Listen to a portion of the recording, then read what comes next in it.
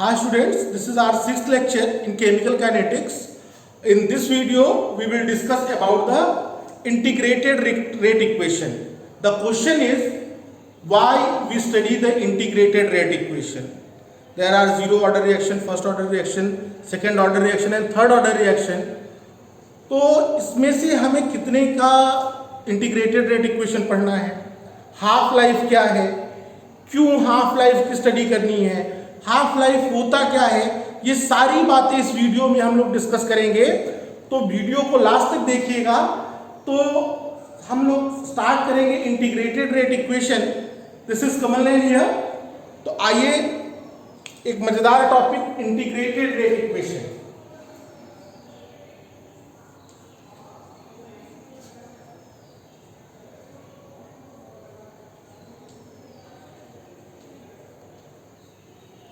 ठीक है, तो इंटीग्रेटेड रेट इक्वेशन हम स्टडी क्यों करते हैं? इसके पहले हम लोगों ने क्या पढ़ के रखा था? Differential rate equation.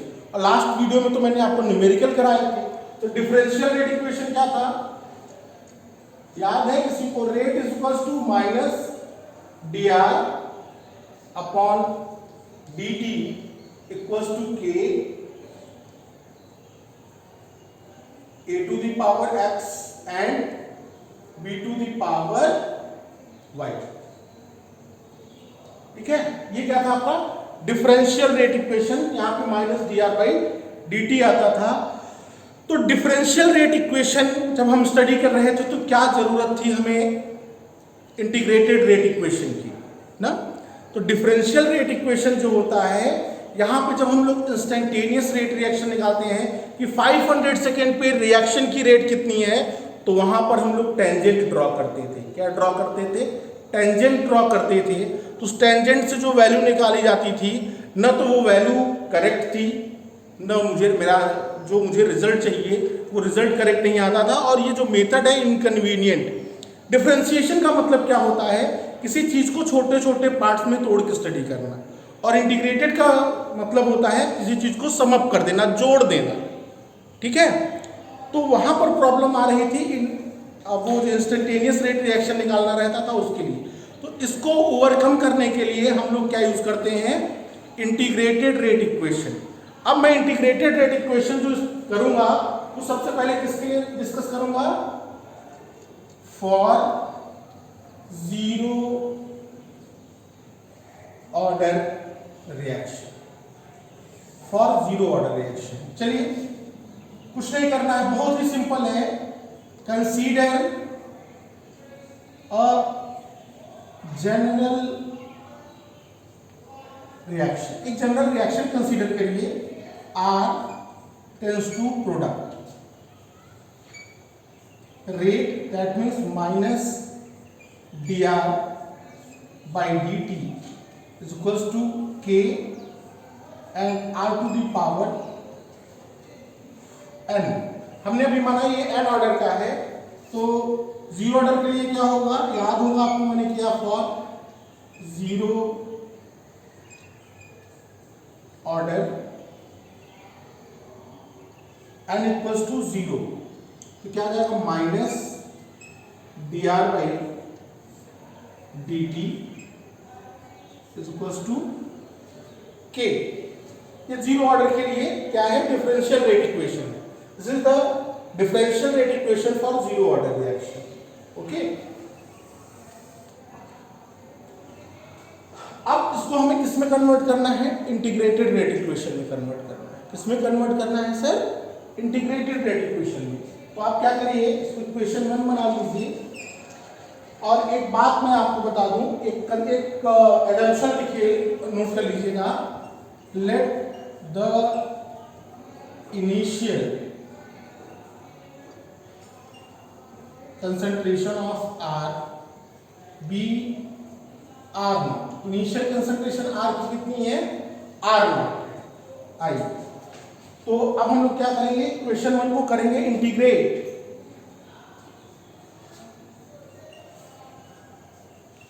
इंटीग्रेटिंग, ये नहीं नोट करना है।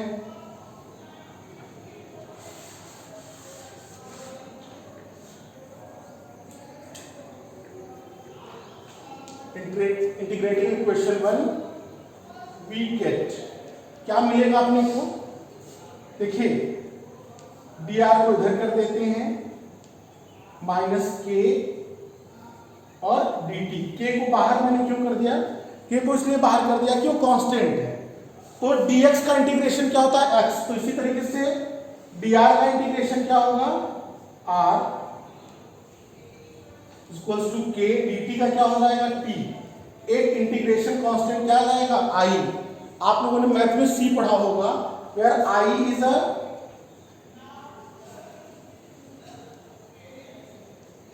Integration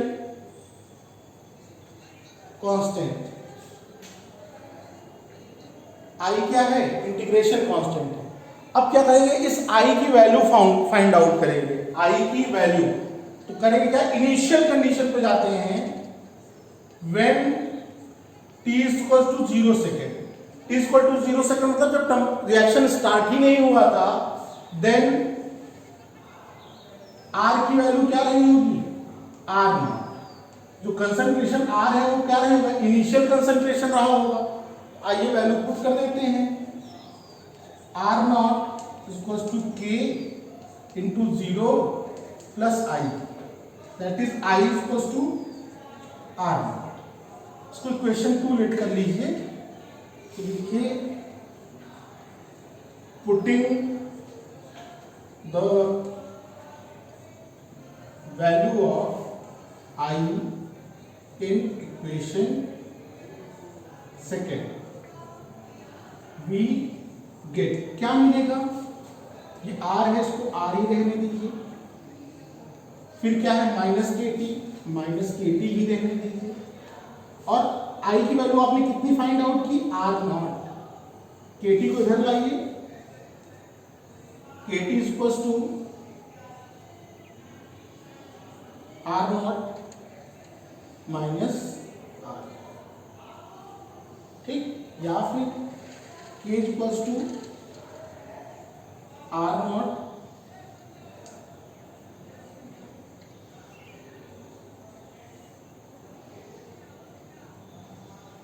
upon t. This is the integrated rate equation for zero order reaction. This is the integrated rate equation for zero order reaction. इसके ऊपर मैं अभी आपको न्यूमेरिकल्स करके दिखाऊंगा, तो इसको नोट कर लें आप लोग, ठीक है। इतना क्लियर है, सिंपल है, आपके एनसीईआरटी में भी है। तो integrated rate equation for zero order reaction आपका सॉल्व हो गया। अब मैं इसके ऊपर आपको दो ग्राफ बता देता हूं, वो ग्राफ दोनों बहुत इंपॉर्टेंट हैं। The first graph is the graph between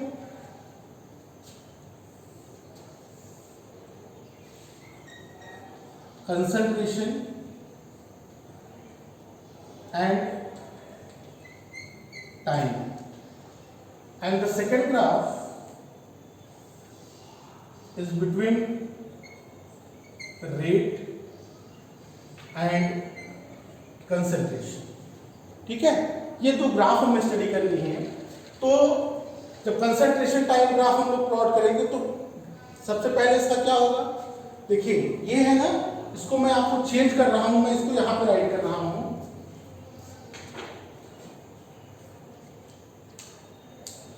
concentration और टाइम। अच्छा हाँ, आइए इसको जरूरत अभी नहीं है। कंसंट्रेशन और टाइम ग्राफ जब मैं प्लॉट करूंगा, इनिशियल कंसंट्रेशन क्या होगी, आर नॉट। जैसे जैसे टाइम पास हुआ कंसंट्रेशन क्या होगी, डिक्रीज करेगी, इसलिए ग्राफ नीचे की तरफ आ रहा है। कंसंट्रेशन क्या होगी, डिक्रीज होगी, इसलिए ग्राफ का जो स्लोप है वो नीचे की तरफ है, ठीक है। इसका स्लोप कितना आएगा, हाँ जी पूछता है सर, स्लोप कितना आएगा 1/k,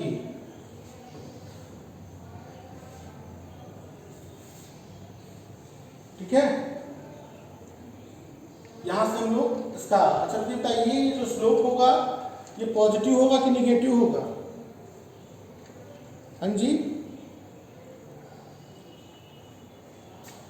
स्लोप इसका पॉजिटिव होगा कि निगेटिव होगा, माइनस के, सॉरी निगेटिव होगा। ठीक, रेट कंसंट्रेशन ग्राफ जो करेंगे तो पैरेलल, क्यों? क्योंकि जीरो ऑर्डर रिएक्शन जो होता है वो कंसंट्रेशन पे डिपेंड नहीं करता। जो जीरो ऑर्डर रिएक्शन है कंसंट्रेशन पे उसकी रेट डिपेंड नहीं करती, तो ये क्या होगी, कंसंट्रेशन के पैरेलल जाएगा। इतना क्लियर? ये फार्मूला याद रखना है और वो दोनों ग्राफ याद रखने हैं आपको। आगे चले सर। ओके, अब हम लोग पढ़ेंगे हाफ लाइफ। हाँ जी, सबसे पहले यही डिस्कस कर लेते हैं कि हाफ लाइफ क्या होता है, फिर बात करेंगे आगे हाफ लाइफ और जीरो ऑर्डर रिएक्शन। हाँ जी,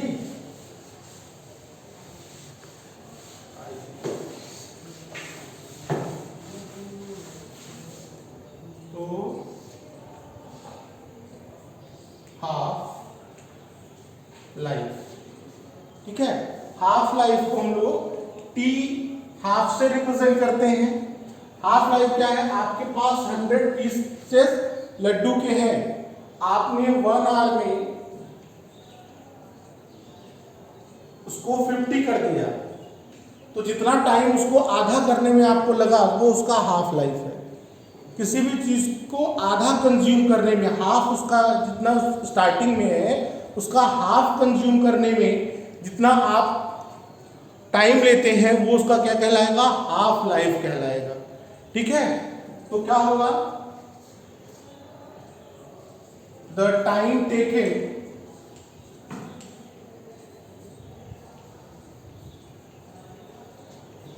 to reduce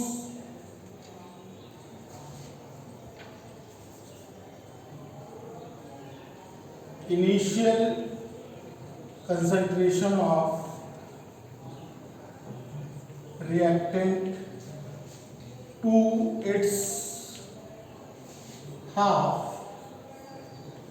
is known as half life. इसको क्या बोलेंगे, हाफ लाइफ, और हाफ लाइफ को टी हाफ से रिप्रेजेंट करते हैं।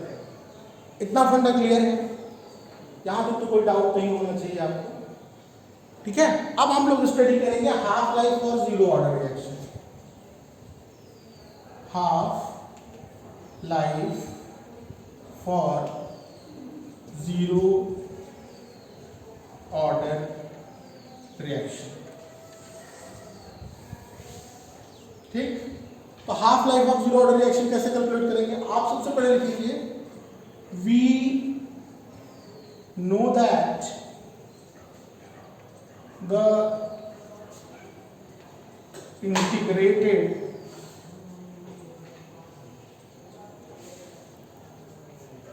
rate equation for zero order reaction, तो क्या था, K equals to R not minus R upon T, यही था ना? कुछ और था सर? यहां तक तो क्लियर है। तो अब हम क्या करेंगे, when time tends to t half, जब टाइम होगा वो टी हाफ होगा तो क्या होगा, then R becomes R not by 2। जो कंसंट्रेशन यहाँ पे बची हुई R क्या है, रिमेनिंग कंसंट्रेशन है, तो वो क्या होगी, इनिशियल कंसंट्रेशन की हाफ होगी ना। वो वैल्यू को यहाँ पर पुट कर दीजिए, तो K equals to R not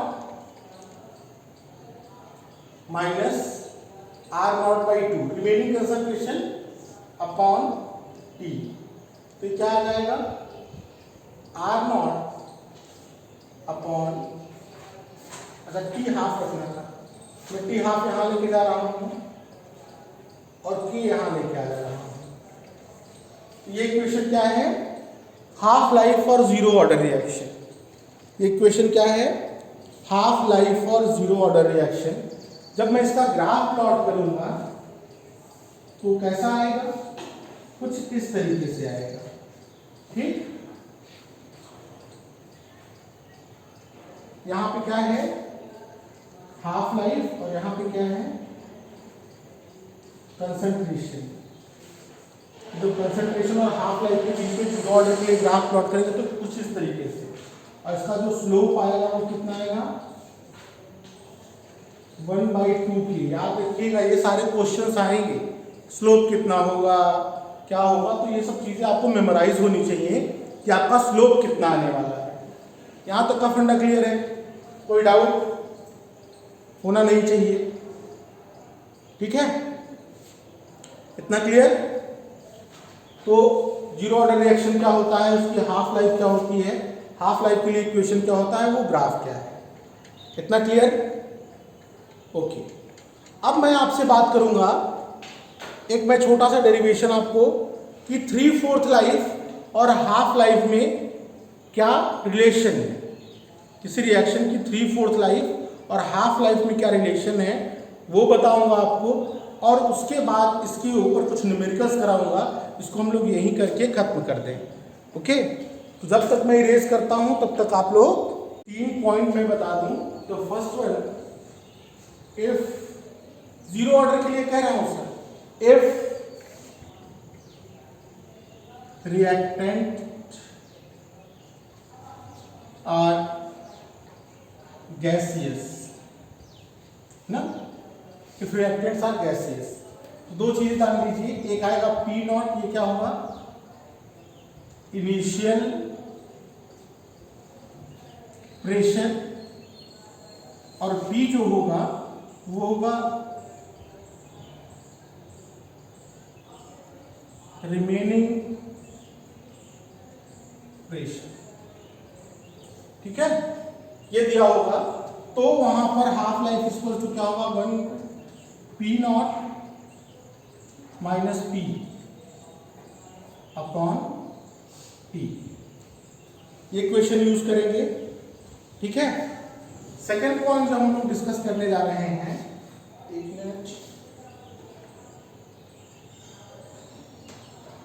इसके लिए अगर वहां पर रिएक्टेंट का कंसंट्रेशन न देखिए प्रेशर गैसियस में है और उनका प्रेशर दिया हुआ है, तो हम लोग ये यूज करेंगे, इस इक्वेशन को यूज करेंगे, न्यूमेरिकल कराएंगे इन सब पे, परेशान नहीं होना है आपको। और क्या होता है कि अगर कितना टाइम लेगा, कोई रिएक्शन जीरो ऑर्डर का है, वो कितना टाइम लेगा 100% कंप्लीट होने के लिए ना, तो time taken to complete reaction किसके लिए है, जीरो ऑर्डर के लिए, तो T 100% is equal to R0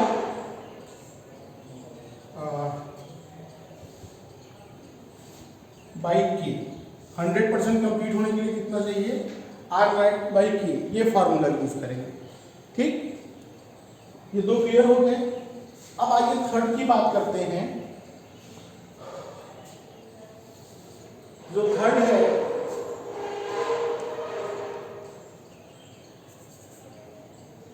सीधे ऐसे कहें कि relation between T3/4 and T½ 3/4 और T½ में क्या रिलेशन है, तो T½ का इक्वेशन क्या था, T½ equals to R0 upon 2K, ये तो क्लियर है ना। 3/4 कंप्लीट होने का मतलब क्या हुआ, हाँ जी, अगर फॉर 3/4 रिएक्शन,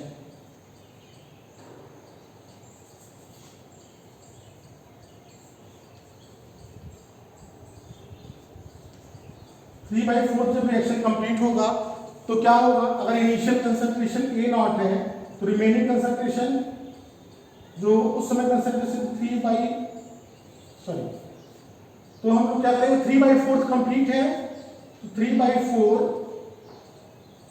A0, ठीक है, ये कंसंट्रेशन बची हुई कंसंट्रेशन होगी, या मैं यहाँ पे R कर देता हूं आपके लिए, तो रिमेनिंग कंसंट्रेशन हो जाएगी। रिमेनिंग कंसंट्रेशन कितनी आएगी,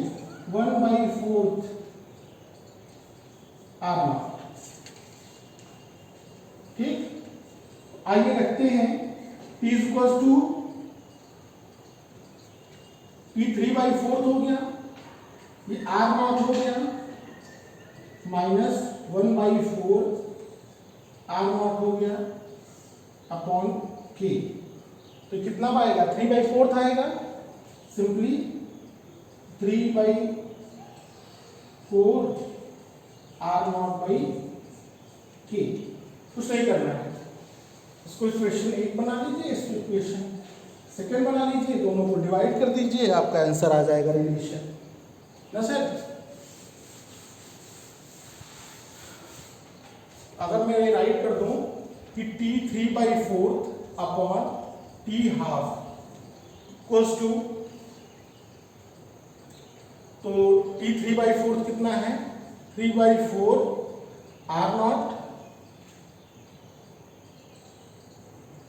अपॉन K, और ये कितना है R0 अपॉन 2K। तो R0 से R0 को कैंसिल कर दीजिए, K से K कैंसिल हो गया, कितना आ गया ये T 3/4 upon T half equals to 1.5। तो रिलेशन क्या बन रही है कि मतलब 3/4 मतलब 75% रिएक्शन कंप्लीट होने में जस्ट 1.5 गुना टाइम लगेगा हाफ लाइफ का, हाफ लाइफ टाइम का जस्ट 1.5 गुना टाइम लगेगा। तो ये आप इसको यूज करके डायरेक्टली भी निकाल सकते हैं। इतना क्लियर है। अब मैं 1-2 न्यूमेरिकल करूंगा इसके ऊपर, जो बोर्ड में आए हुए हैं उनको डिस्कस करता हूं ना, फिर अगले लेक्चर में बातें करेंगे। तो क्वेश्चन है, during a decomposition of a gas on the surface of a solid catalyst. याद रखिएगा, सॉलिड कैटालिस्ट कह दिया तो मुझे तो क्लियर हो गया पहले से ही कि 0 ऑर्डर का होगा, लेकिन अभी हम आपको प्रूफ करके दिखाएंगे। Solid catalyst, the pressure of gas at different time was observed as follows. जब टाइम 0 सेकंड है, यहाँ पे P और PA लिखा है ना, P में प्रेशर, PA में उसकी यूनिट पास्कल है, ठीक है। ये TS लिखा है मतलब टाइम है, किसमें गिवन है, सेकंड में है। टाइम जब 0 सेकंड था तो प्रेशर कितना था 5.00 × 10⁻3।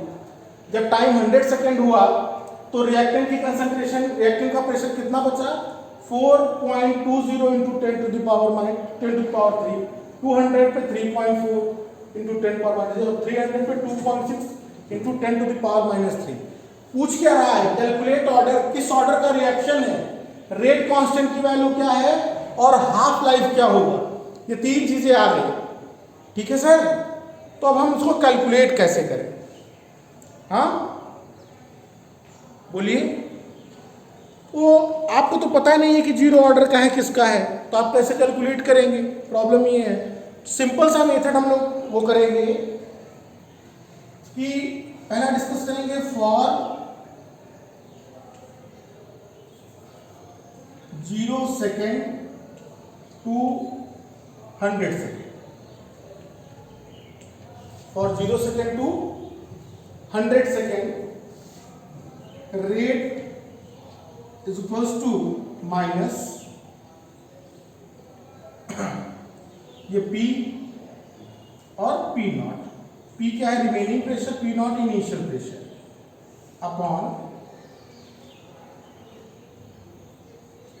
T2 माइनस T1 से निकाल दो। एवरेज रेट रिएक्शन का जो फॉर्मूला था उससे निकालिए, तो माइनस ये P0 कितना है 100 सेकेंड पे 4.20 minus 5.00 sorry sir into 10⁻³ minus 5.00 into 10⁻³ upon 100 में से 0 माइनस करूंगा तो कितना आएगा 100 ही आएगा, ब्रैकेट करिए। जब इसको सॉल्व करेंगे तो ये 8 पास्कल पर सेकेंड आएगा। ऐसे ही मैं अब 100 सेकेंड से 200 सेकेंड के लिए सॉल्व करूंगा, तो रेट क्या आ जाएगी, rate is equals to minus 200 पे कितना है प्रेशर 3.40 इंटू 10⁻³ माइनस 100 पे कितना था 4.20 इंटू 10⁻³ अपॉन टाइम इंटरवल कितना आएगा 100। इसको भी जब आप सॉल्व करेंगे वो भी आएगा 8 पास्कल पर सेकेंड। ठीक, इसी तरीके से जब 200 से नेक्स्ट 200 सेकेंड से 300 सेकेंड के लिए सॉल्व करूंगा तो क्या रखूंगा, इसको और इसको माइनस करूंगा, तो वहां पर भी रेट कितनी आएगी आप करके देखिएगा, 8 पास्कल पर सेकेंड आएगी। इसका मतलब क्या हुआ, तीनों कंडीशन में रेट सेम आ रहा है, 0 से 100 के बीच में भी, 100 से 200 के बीच में, 200 से 300 के बीच में। इसका मतलब क्या हुआ, फर्स्ट का आंसर मिल गया। ऑर्डर क्या है, 0 ऑर्डर। अगर रेट सेम ला रही है इसका मतलब रिएक्शन किस ऑर्डर का है, 0 ऑर्डर का है। अब जब रिएक्शन 0 ऑर्डर का है तो उसकी रेट कांस्टेंट k की वैल्यू निकालनी है। ठीक है, तो सेकेंड k की वैल्यू फाइंड करनी है, तो रेट इक्वल्स टू क्या होता है, रेट इक्वल्स टू k होता है। किसके लिए, 0 ऑर्डर के लिए। इसका मतलब k की वैल्यू भी कितनी आ गई, 8 इंटू 8 पास्कल पर सेकेंड। अब क्या पता करना है, हाफ लाइफ। क्या पता करना है सर, हाफ लाइफ। तो हाफ लाइफ कैसे फाइंड आउट करेंगे, हाँ फार्मूला क्या था, T हाफ इक्वल्स टू, अगर प्रेशर है तो P not upon 2K। P not कितना है, जब टाइम 0 था तो यही होगा ना, P नॉट कितना है 5 इंटू 10⁻³ अपॉन 2, K की वैल्यू 8। सॉल्व कर दीजिए,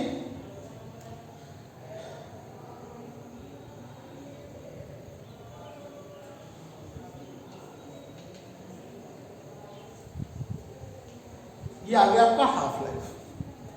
इतना आसान सा न्यूमेरिकल है, क्लियर, ओके। एक न्यूमेरिकल और करेंगे। अगला जो क्वेश्चन है वो है the decomposition of ammonia on the platinum surface. Reaction क्या है, 2NH3 Pt heat N2 plus 3H2। ठीक है, इज 0 ऑर्डर रिएक्शन। किस ऑर्डर का है, 0 ऑर्डर का रिएक्शन है with K is equals to 2.5 into 10⁻, I think -4 mole litre inverse second inverse. ठीक है, मोल लीटर इनवर्स सेकेंड इनवर्स कह रहा है। फिर पूछ क्या रहा है, what is the rate of production of N2 and H2। Nitrogen और हाइड्रोजन के प्रोडक्शन की रेट क्या है। ठीक है सर, आइए इसको सॉल्व करते हैं। ये 2007 के साथ साथ कई बार पूछ चुका है ये क्वेश्चन, कई बार ये क्वेश्चंस आए हैं, तो आइए इसको सॉल्व करते हैं। ओके, तो रिएक्शन क्या है, 2NH3 gives N2 plus 3H2। तो रेट इक्वल्स टू क्या हो जाएगा, -1/2 delta NH3 upon delta T equals to delta N2, ये तो करना सिखाया था, delta T 1/3 delta H2 by delta T, ये रेट। और फॉर 0 ऑर्डर रेट किसके इक्वल होता है, K, that means 2.5 into 10⁻⁻4 mole litre inverse second inverse. ठीक है, रेट पता चल गई।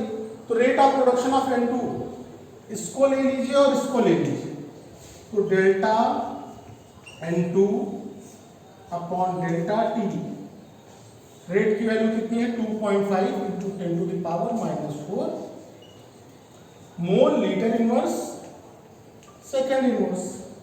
अब क्या कर रहा है कि हाइड्रोजन कितना होगा, तो रेट के साथ हाइड्रोजन ले लीजिए, तो ये कितना है 1/3 delta H2 upon delta T equals to 2.5 into 10 to the power -4।